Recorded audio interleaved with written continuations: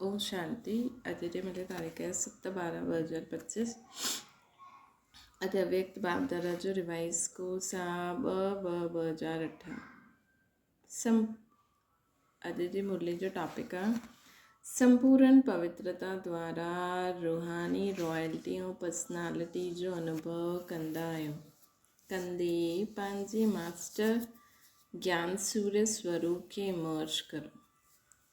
अॼु बाप दादा चारों ओर जे पंहिंजे रॉयल्टी ऐं पर्सनैलिटी जे परिवार खे ॾिसनि पिया। इहा रॉयल्टी व रूहानी पर्सनैलिटी जो फाउंडेशन आहे संपूर्ण प्योरिटी जी निशानी सभिनि जे मस्तक में, सभिनि जे सिर ते लाइट जो ताज चमके थो।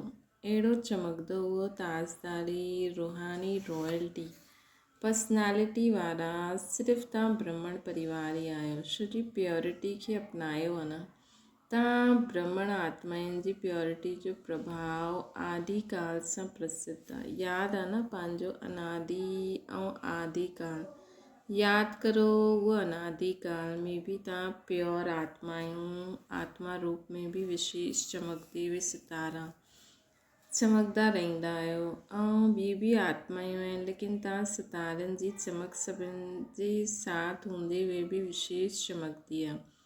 जैसे आकाश, जीअं आकाश में सितारा अनेक हूंदा आहिनि, लेकिन कोई सितारा स्पेशल चमकण वारा हूंदा आहिनि। ॾिसंदा रहो हाणे पंहिंजे खे। पोइ आदिकाल में पंहिंजी प्योरिटी जी रॉयल्टी ऐं पर्सनैलिटी केतिरी महान रही। सभी पहुची वियो न, आदिकाल पहुची वियो। चेक करो मुंहिंजे चमकण जी रेखा केतिरी परसेंटेज में आहे। आदिकाल खां अंत काल ताईं तव्हांजी प्योरिटी जी रॉयल्टी पर्सनैलिटी सदा रहंदी आहे। अनादिकाल जा चमकंदो उहो सितारो चमकंदे हुए बाप सां गॾु निवास करण वारा परमधाम में हाणे पंहिंजी विशेषता अनुभव करो। पहुची वियो अनादिकाल में। पोइ सॼे कल्प में तव्हां पवित्र आत्माउनि जी रॉयल्टी भिन्न भिन्न रूप में रहंदी आहे। छो जी तव्हां आत्माऊं जहिड़ियूं ॿियो कोई संपूर्ण पवित्र ठहिया ई न। पवित्रता जो जन्म सिद्ध अधिकार तव्हां विशेष आत्माउनि खे बाप द्वारा मिलियो आहे। हाणे आदिकाल में अचो, आदिकाल बि ॾिसो। हाणे आदिकाल में तव्हांजी पवित्रता जी रॉयल्टी जो स्वरूप केतिरो महान आहे। सभी पहुची वियो न, सतयुग में पहुची वियो, अची वियो। केतिरो प्यारो स्वरूप देवता स्वरूप आहे। देवताउनि जहिड़ी रॉयल्टी पर्सनैलिटी सॼे कल्प में कहिड़ी बि आत्मा जी न हूंदी। देवता रूपी चमकण वारो अनुभव करो था न, एतिरी रूहानी पर्सनैलिटी, ये सभु पवित्रता जी प्राप्ति आहे। हाणे देवता रूप जो अनुभव कंदे मध्यकाल में अचो। अची वियो न, अचणु अनुभव करणु सहज आहे न। त मध्यकाल में बि ॾिसो तव्हांजे भगत तव्हां पूज्य आत्माउनि जी पूजा कंदा आहिनि, चित्र ठाहींदा आहिनि, केतिरी रॉयल्टी सां चित्र ठाहींदा आहिनि, केतिरी रॉयल्टी सां पूजा कंदा आहिनि। पंहिंजो पूज्य चित्र साम्हूं अची वियो न। चित्र त धर्मात्माउनि जा बि ठाहींदा आहिनि, धर्म पिताउनि जा बि ठाहींदा आहिनि, अभिनेताउनि जा बि ठाहींदा आहिनि, लेकिन तव्हांजे चित्रनि जी रूहानियत ऐं विधिपूर्वक पूजा में फ़र्क़ु हूंदो आहे, है न।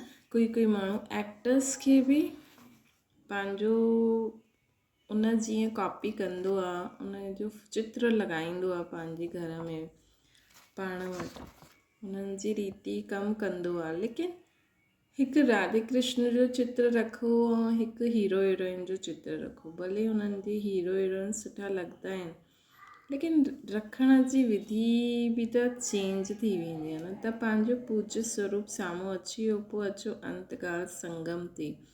ये रूहानी ड्रिल करो था न, चकर लॻायो ऐं पंहिंजी प्योरिटी जो, पंहिंजी विशेष प्राप्ति जो अनुभव करो।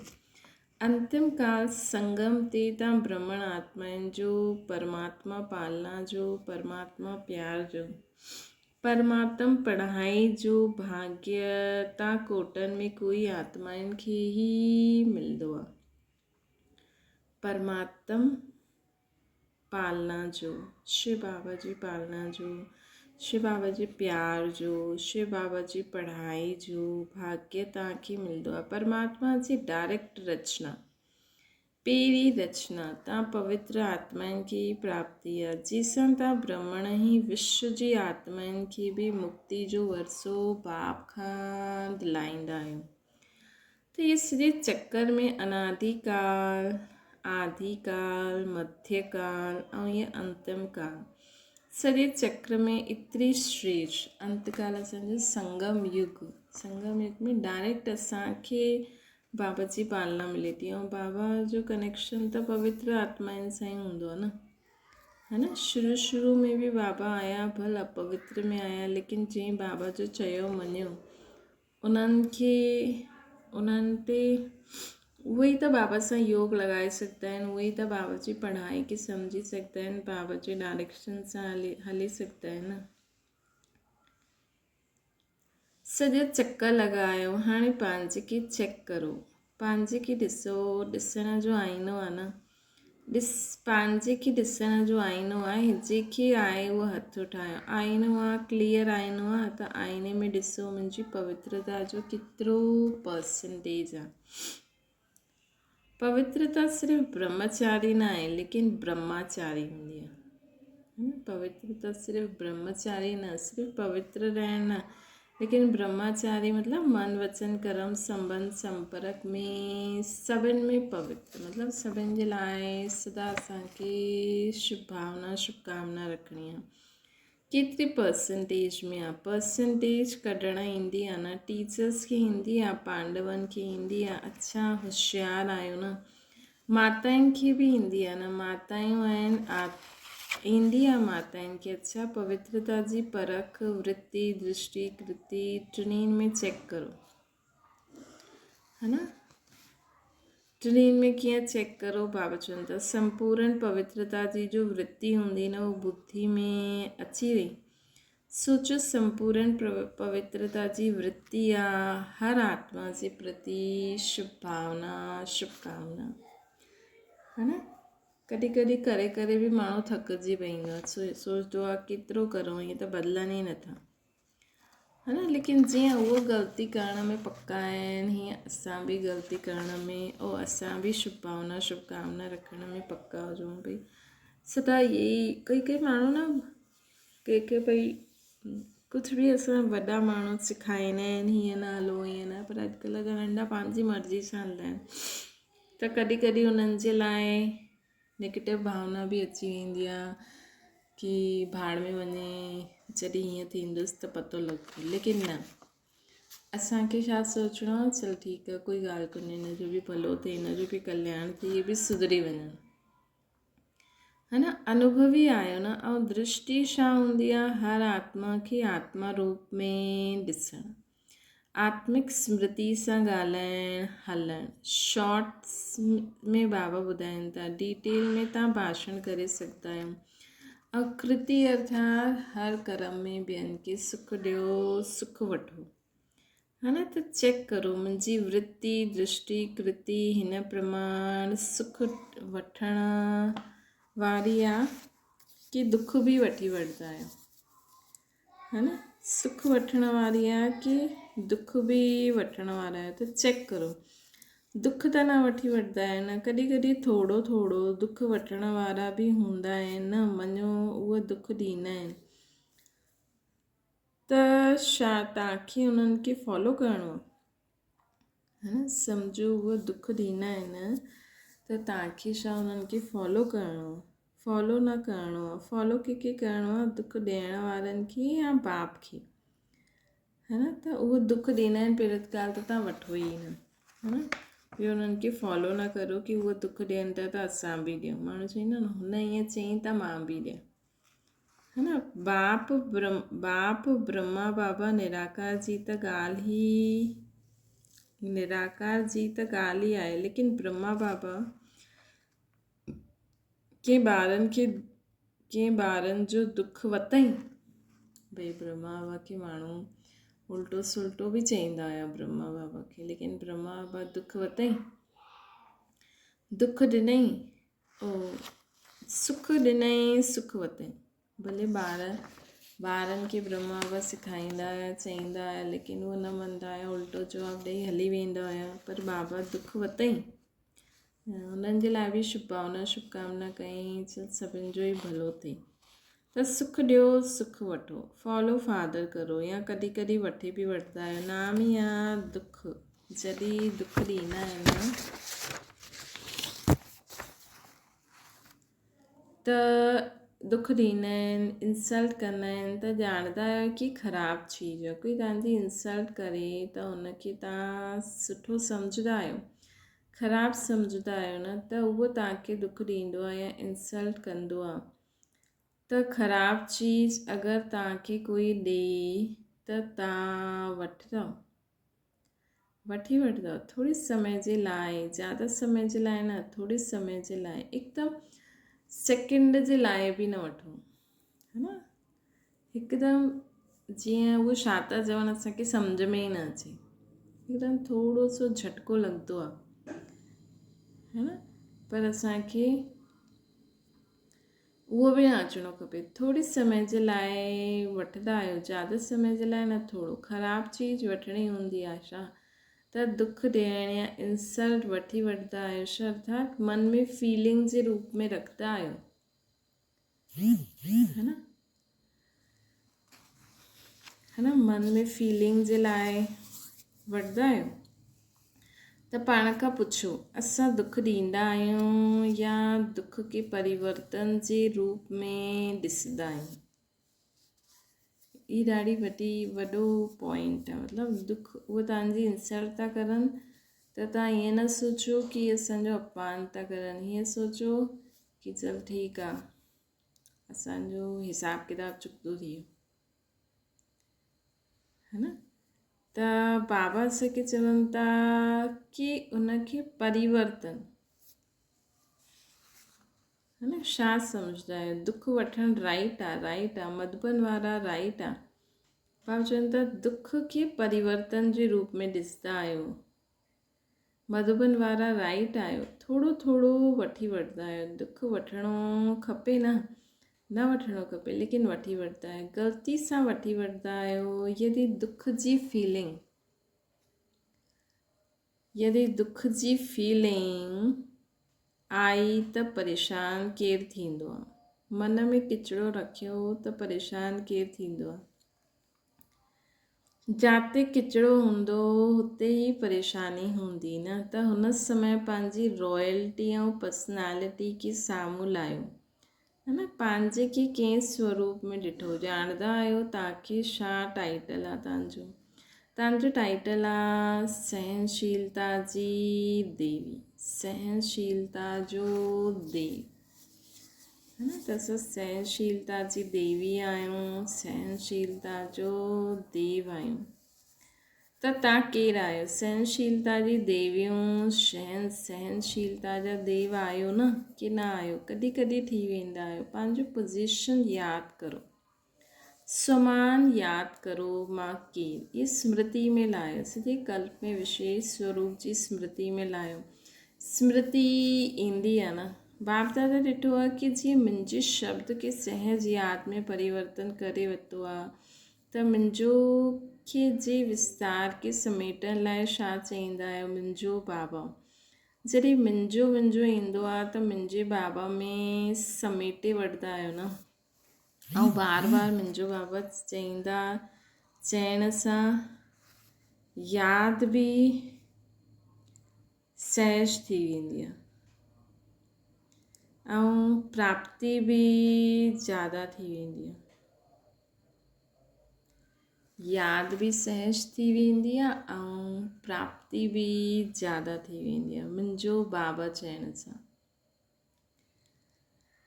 ईअं ई सॼे ॾींहं में अगरि कहिड़े बि प्रकार जी समस्या या कारण ईंदो आहे त हुन जा इहे 2 शब्द आहिनि, मां ऐं मुंहिंजो। त जीअं बाबा शब्द चईंदे ई मुंहिंजो शब्द पको यादि अची वियो आहे, है न, थी वियो आहे। सभई हाणे बाबा न चईंदा आहियो, मुंहिंजो बाबा चईंदा आहियो न। मुंहिंजो ही ये जो मां शब्द आहे इनखे बि परिवर्तन करण लाइ जॾहिं बि मां शब्द चओ त पंहिंजे सुमान जी लिस्ट लाहियो मां केरु आहियां। छो जी मां शब्द किराइण जे निमित्त बि ठहींदो आहे ऐं मां शब्द सुमान जी स्मृति सां ऊचो बि उठाईंदो आहे। त जॾहिं मुंहिंजो बाबा जो अभ्यास थी वियो यही मां शब्द खे बॉडी कॉन्शियस जी स्मृति जे बजाय पंहिंजी श्रेष्ठ सुमान में खे साम्हूं लाइ जे बाबा चई न मां सहनशीलता जी देवी। त जंहिं समय तव्हांजी कोई इंसल्ट करे त उन समय सोचो कि मां त सहनशीलता जी देवी आहे न, है न। ऐं पहिरीं ॻाल्हि त असांजो हिसाब किताब चुकतो थी वियो। इन करे त बाबा चवंदा आहिनि कि यादि ऐं सेवा ॿई कंबाइन रूप में हुजनि त तव्हां सभिनि खे ब्लेसिंग ॾेई सघंदा आहियो, है न। ब्लेसफुल कॾहिं ठही सघंदा आहियूं असां जॾहिं असां बाबा जी यादि में रही करे सेवा कंदासीं। बाबा जी यादि में रही करे सेवा न कंदव न त कर्म क्षेत्र में कोई बि तव्हांजी इंसल्ट कंदव त तव्हां हुनखे ब्लेसिंग न ॾेई सघंदा, मतिलबु शुभकामना न करे सघंदा। त बाबा चवनि था सदा यादि रखो मां कहिड़ी आत्मा। मां शब्द किराइण जे निमित्त बि ठहींदो आहे ऐं सुमान जी स्मृति सां ऊचो बि उठाईंदो आहे। त जीअं मुंहिंजे बाबा जो अभ्यास थी वियो ईअं ई मां शब्द खे बॉडी कॉन्शियस जी स्मृति जे बजाय पंहिंजे श्रेष्ठ सुमान खे साम्हूं लाहियो। मां श्रेष्ठ आत्मा आहियां, तख़्त नशीन आत्मा आहियां, विश्व कल्याणकारी आत्मा आहियां। इहे कोई न कोई सुमान सां जुड़ी वठो, है न। त मां शब्द उन्नति जो साधन थी वेंदो आहे। जीअं मुंहिंजो शब्द हाणे मेजॉरिटी बाबा शब्द यादि दिलाईंदा आहिनि ईअं मां शब्द सुमान जी यादि दिलाईंदो। छो जी हाणे प्रकृति द्वारा पंहिंजी चैलेंज करो था न, हाणे प्रकृति द्वारा पंहिंजी चैलेंज करो था न। त मां केरु आत्मा, मां सहनशीलता जी देव ऐं देवी आत्मा।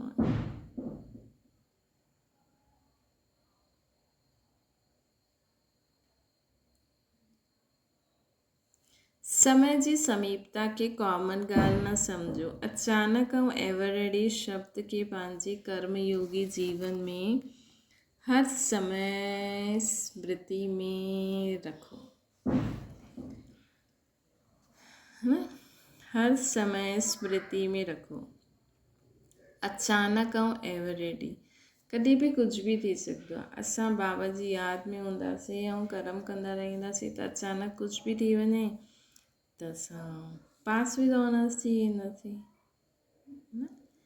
पंहिंजी शांति जी शक्ति खे स्वयं प्रति बि भिन्न भिन्न रूप सां प्रयोग करो। जीअं साइंस पंहिंजो नयो प्रयोग कंदी रहंदी आहे न, जेतिरो स्व जे प्रति प्रयोग करण जी प्रैक्टिस कंदा रहंदा ओतिरो ई ॿियनि जे प्रति शांति जी शक्ति जो प्रयोग थींदो रहंदो।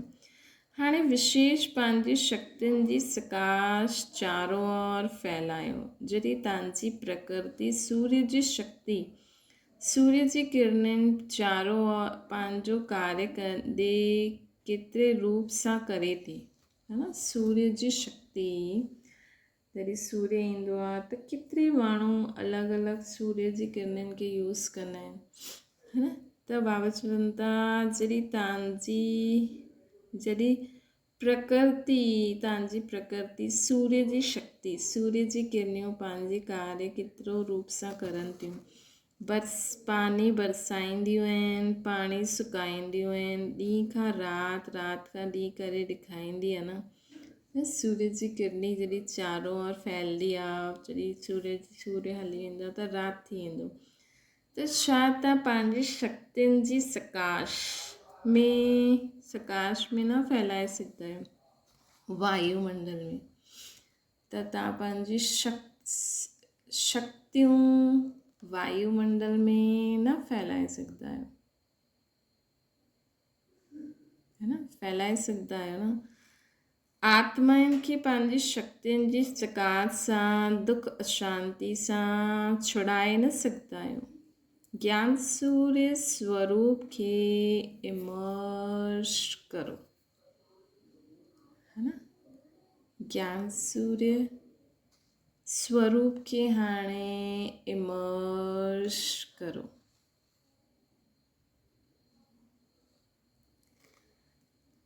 किरणियूं फैलायो, सकाश फैलायो। जी स्थापना जे आदिकाल में बाप दादा जी तरफ़ सां पंहिंजी आत्मा अनेक आत्माउनि खे सुख शांति जी सकाश मिलण सां घर वेठे अनुभव थियो।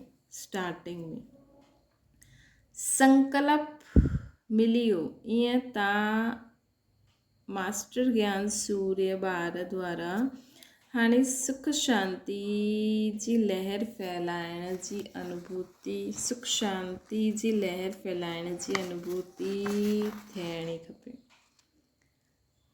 हा, त हाणे इहो कमु करिणो आहे असांखे। त बाबा चवनि था लेकिन उहो तॾहिं थींदो जॾहिं इन जो साधन आहे। इन जो साधन छा आहे? मन जी एकाग्रता। इन जो साधन आहे मन जी एकाग्रता, यादि जी एकाग्रता। एकाग्रता जी शक्ति खे स्वयं में वधाईंदा वञो। एकाग्रता जी शक्ति खे स्वयं में वधाईंदा वञो। जॾहिं चाहियो, जीअं चाहियो, जेसिताईं चाहियो तेसिताईं मन खे एकाग्र करे सघंदा आहियो। हाणे मास्टर ज्ञान सूर्य जे स्वरूप खे मर्ज करो ऐं शक्तियूं जी किरणियूं सकाश फैलायो। बाप दादा ॿुधियो ऐं ख़ुशि आहिनि कि ॿार सेवा जी उमंग उत्साह में जॻह जॻह ते सेवा सुठी रीति करनि था। बाप दादा वटि सेवा जे समाचार सभु तरफ़ खां सुठा सुठा पहुची विया। चाहे प्रदर्शनी कंदा आहिनि, चाहे समाचार पत्रनि द्वारा, टीवी द्वारा संदेश ॾियण जो कार्य वधाईंदा वञो। संदेश बि पहुचंदो आहे, संदेश सुठो पहुचे थो। गांव में बि जाते ताते थिए थो न। हर हिकु जोन सुठो पंहिंजे एरिया खे वधाए थो। अख़बार द्वारा, टीवी द्वारा, भिन्न भिन्न साधननि द्वारा उमंग उत्साह सां करनि था न। उनजी सभु करण वारा ॿारनि खे बाप दादा ॾाढो, उन्हनि जी सभु करण वारे ॿारनि खे मतिलबु सेवा करण वारे ॿारनि खे बाप दादा ॾाढी स्नेह युक्त दुआयूं भरी मुबारक था ॾियनि, है न। त लेकिन हाणे संदेश ॾियण में त सुठो उमंग उत्साह आहे ऐं चारो ओर ब्रह्मा कुमारी छा आहिनि, ॾाढो सुठो शक्तिशाली कार्य करनि थियूं। इहे बि आवाज़ सुठो आहे, फैले थो, वधंदो वेंदो। लेकिन ॿुधायूं छा ॿुधायूं, लेकिन ब्रह्मा कुमारियुनि जो बाबा केतिरो सुठो आहे। इहा आवाज़ हाणे वधणी खपे। ब्रह्मा कुमारियूं सुठो कमु करनि थियूं, लेकिन कराइण वारो केरु? हाणे ये प्रत्यक्षता थियणी खपे। बाबा आया आहिनि, इहे समाचार मन ताईं पहुचणो खपे। इन जो प्लान ठाहियो, मतिलबु आत्माउनि खे मन में लॻे कि शिव बाबा। बाप दादा ॿारनि सां प्रश्न पुछियईं कि वारिस या माइक। बाप दादा सां ॿारनि प्रश्न पुछियो आहे कि वारिस ऐं माइक कंहिंखे चइबो आहे। माइक निकिता बि आहिनि, लेकिन बाप दादा माइक हाणे जा समय अनुसार अहिड़ो चाहींदा आहिनि या आवश्यक आहे जंहिंजी आवाज़ जी महानता हुजे। अगरि साधारण बाबा शब्द चवनि, चई बि ॾींदा आहिनि, सुठो कंदा आहिनि, लेकिन एतिरे ताईं बि आया आहिनि त बाप दादा मुबारक ॾींदा आहिनि। लेकिन हाणे अहिड़ो माइक खपे जंहिंजी आवाज़ जी बि माण्हुनि ताईं वैल्यू हुजे। मतिलबु उहो इंसानु हीअं चए बाबा त हुनजी वैल्यू थिए, ईअं प्रसिद्ध थिए। प्रसिद्ध जो मतिलबु ईअं न कि श्रेष्ठ मर्तबे वारो हुजे, लेकिन हुनजो आवाज़ ॿुधी करे सम्झनि कि इहे चइण वारो जो चईंदो आहे हिन जी आवाज़ में वैल्यू आहे। अगरि इहे अनुभव सां चईंदा आहिनि त हुनजी वैल्यू आहे। जीअं माइक त ॾाढा हूंदा आहिनि, लेकिन माइक बि कोई पावर वारो आहे, केतिरो हूंदो आहे, कोई केतिरो हूंदो आहे। ईअं ई अहिड़ो माइक ढूंढो जंहिंजी आवाज़ में शक्ति हुजे, उन्हनि जी आवाज़ खे ॿुधी करे सम्झ में अचे कीअं अनुभव करे आयो आहे त अवश्य कोई ॻाल्हि आहे। लेकिन पोइ बि वर्तमान समय हर ज़ोन हर वर्ग में माइक केतिरा ज़रूरु आहिनि, निकिता ज़रूरु आहिनि। बाप दादा ईअं न चईंदा आहिनि कि सेवा जी प्रत्यक्ष रिज़ल्ट न निकिती आहे, निकिती आहे, लेकिन हाणे समय कम सेवा जे महत्व वारी आत्मायूं हाणे निमित ठाहिणियूं पवंदियूं। जीअं आवाज़ जी वैल्यू आहे न, मर्तबो भले न आहे, लेकिन हुनजी प्रैक्टिकल लाइफ प्रैक्टिकल अनुभव जी अथॉरिटी हुजे, है न। मर्तबे वारो भले ई न हुजे, लेकिन हुनजी प्रैक्टिकल लाइफ प्रैक्टिकल अनुभव जी अथॉरिटी हुजे, तॾहिं उहा ॿियनि खे चवे ऐं ॿिया मञनि। उन्हनि जे बोल में अनुभव जी अथॉरिटी हुजे। सम्झो कहिड़ो माइक खपे, वारिस खे त ॼाणंदा ई आहियूं, जंहिंजे लाइ हर श्वास में हर क़दम में बाप ऐं कर्तव्य ऐं साथ साथ मन वचन कर्म तन मन धन सभिनि में बाबा ऐं यज्ञ समायल हुजे, जंहिंजे हर श्वास में हर क़दम में बाप ऐं बाबा जो कर्तव्य और साथ साथ मन वचन कर्म तन वन धन सभिनि में बाबा ऐं यज्ञ समायल हुजे, बेहद जी सेवा समायल हुजे, सकाश ॾियण जी समृद्धि हुजे, सकाश ॾियण जी समृद्धि हुजे। अच्छा, हाणे हिकु सेकेंड थी वियो। हिकु सेकेंड में सॼी सभा जो जाते आहे, मन खे हिकु संकल्प में स्थित करो। बाप ऐं मां परम धाम में अनादि ज्योति बिंदु स्वरूप, परम धाम में बाप सां गॾु मां वेठी आहियां। अच्छा, हाणे साकार में अची वञो। हाणे वर्तमान समय जे हिसाब सां मन बुद्धि खे एकाग्र करण जो अभ्यास आहे। जो कार्य करो था हुन कार्य में एकाग्र करो, कंट्रोलिंग पावर खे ज़्यादा वधायो। मन बुद्धि संस्कार टिनिनि जे मथां कंट्रोलिंग पावर हुजे। इहो अभ्यास अचण वारे समय में ॾाढो सहयोग ॾींदो। वायुमंडल जे अनुसार हिकु सेकेंड में कंट्रोल करणो पवंदो, न। वायुमंडल जे अनुसार हिकु सेकेंड में कंट्रोल करणो पवंदो। हिकु सेकेंड में सभु आत्माएं हिकदमि शांत परम धाम में पहुची। जो चाहियो उहो ई थिए, त इहो अभ्यास ॾाढो आवश्यक आहे, है न। जो चाहे उहो ई थिए त इहो अभ्यास ॾाढो आवश्यक आहे। हिन खे हल्को न करिणो आहे, छो जी समय ते इहे ई अंत सुहानी कंदो, है न। त इहो ई अंत सुहानी कंदो। अच्छा, चारों हुजे डबल तख्त नशीन, बाप दादा जे दिल तख्त नशीन, साथ में विश्व राज्य तख्त नशीन, सदा पंहिंजी अनादि स्वरूप आदि स्वरूप मध्य स्वरूप में जॾहिं चाहे तॾहिं स्थित रहण वारा, सदा सर्व खजाननि की स्वयं कार्य में लॻाइण वारा, ॿियनि खे बि खजाननि सां संपन्न करण वारी आत्मायूं, सर्व आत्मायूं जंहिंखे बाप दादा सां मुक्ति जो वरसो दिलाइण वारी आत्मायूं, अहिड़ियूं परमात्मा प्यार जी पात्र आत्माउनि खे बाप दादा जो यादि प्यार, दिल जी दुआयूं ऐं नमस्ते। असांजी बि माता पिता बाप दादा खे यादि प्यार, गुड मॉर्निंग ऐं नमस्ते।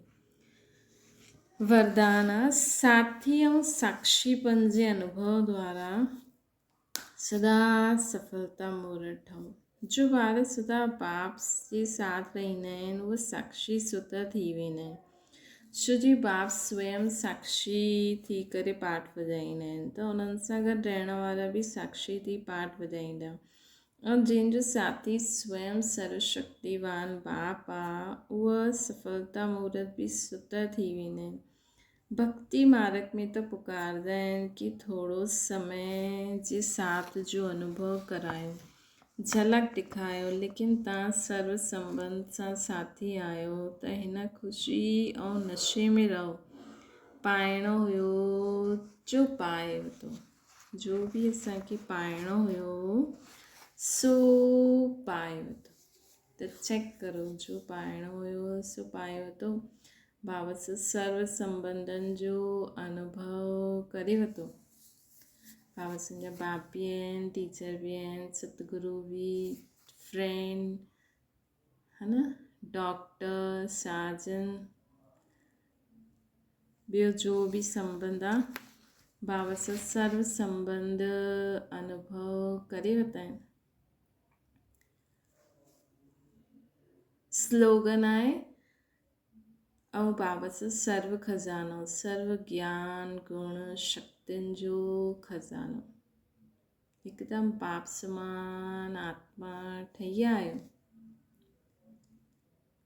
त इहे असांखे चेक करिणो आहे। हिकदमि बाप समान आत्मा मतिलबु जीअं बाबा जी किरणियूं पूरे विश्व में हर आत्मा, हर प्रकृति, योनियूं, तत्व, ग्रहनि ताईं पहुचंदी आहे, हीअं असांजी बि बिना रुकावट बाबा खां जो बि शक्ति मिली आहे उहा हर आत्मा ताईं, हर बीज, योनियूं, तत्व, ग्रह सभिनि ताईं पहुचनि बिना रुकावट, है न, तॾहिं चईंदासीं बाप समान आत्मा। स्लोगन आहे व्यर्थ संकल्पनि जी निशानी आहे मन उदास ऐं ख़ुशी गायब। अव्यक्त इशारो आहे त व्यर्थ संकल्प आहे त मन उदास हूंदो, छो छा हीअं थींदो रहंदो। इन करे व्यर्थ संकल्प कॾहिं बि अगरि तव्हांखे मन उदास आहे ऐं अगरि तव्हांजी ख़ुशी गायब आहे त सोचो कि मां छा फालतू सोचियो। अव्यक्त इशारो आहे बहुत काल अचल अडोल, निर्विघ्न, निर्बंधन, निर्विकल्प, निर्विक्रम, अर्थात निराकारी, निर्विकारी, निरहंकारी। निराकारी अर्थात अचल अडोल, निर्विघ्न, निर्बंधन, निराकारी आत्मा, निर्विकारी मतलब कोई भी संकल्प भी न हुजे, निरहंकारी कर्म में हूंदो आहे, मतलब निर्कर्म, कोई भी कर्म भी अहिड़ो व्यर्थ न, साधारण न, हिन में रहो तॾहिं कर्माती ठही सघंदा। सेवा जो विस्तार बल केतिरो बि वधायो, लेकिन विस्तार में वेंदे सार जी स्थिति जो अभ्यास घटि न हुजे। विस्तार में सार भुलिजो न। खाओ पीओ सेवा करो, लेकिन न्यारेपन खे भुलिजो न। हाणे सभिनि जी सेवा करो। हाणे वरी न्यारो परमधाम निवासी बाबा मां त हिन रीति हाणे साकार में बाप सां गॾु सेवा था करूं, है न।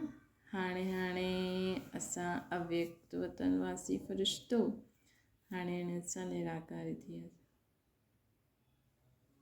वरी साकार में अचूं त हीअं अभ्यास करो। अच्छा, ओम शांति। बाबा खे यादि करो।